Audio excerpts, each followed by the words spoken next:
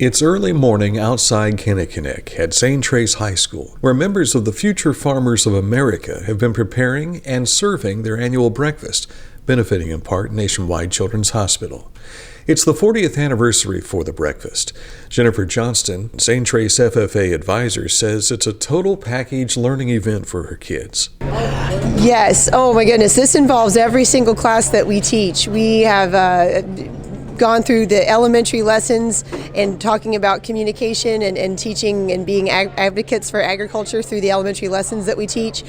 We also teach about public relations and communication with the older students as far as getting the word out about the breakfast, and we talk about the importance of putting on a good front and being ambassadors for the school and for the FFA program through this breakfast.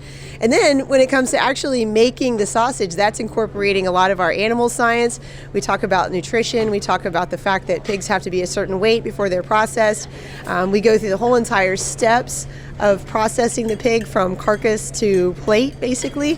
And the students participate in that under the guidance of some adults in the community that have a lot of experience in this area. The serving staff is made up of the junior class, while the senior class is responsible for working the kitchen. Among them are Micah, Kelley, Austin Chaffin, Cole Clever, and Robert Riley. Tuesday evening from I think 2:30 to 9, we took 20 half pigs, so 10 pigs total, and basically from scratch cut them up, grinded them, put them into the sausage links.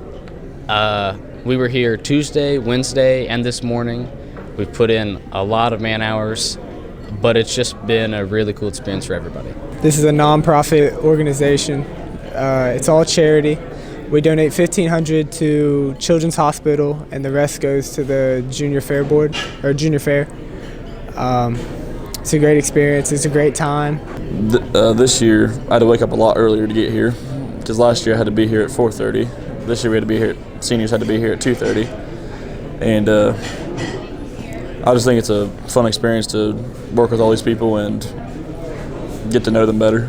I'm the student advisor for the chapter's officer team, and I helped on the committee for this. So we came up with the donor list, sent out the letters. We sent out the letters for the donations. Got together all the lists of people who was participating and serving, and also the people that sent the sausage, because they were given in return for donating the money, they were given back a package of sausage, either links or ground sausage, whatever they wanted.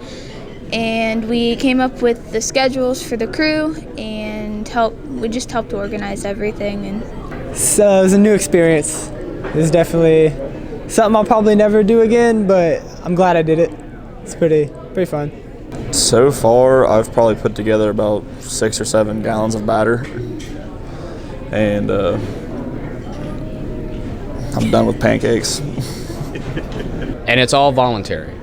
Way to get out of class. Yes.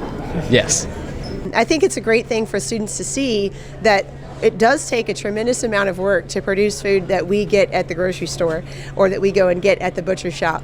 And in this day and age when people are not as connected to agriculture as they once were, what is the statistic? I think only 1.5% of the people in the United States actually live on a working farm. When you don't see it on a daily basis, it's easy to forget how much work it takes to produce the food that we enjoy for such a affordable price here in the United States. So I think it really gives the students an awareness and a gratitude factor of the work that farmers put into making our food so affordable and so available. Young farmers learning their trade and helping their community. I'm Dan Ramey, Litter Media.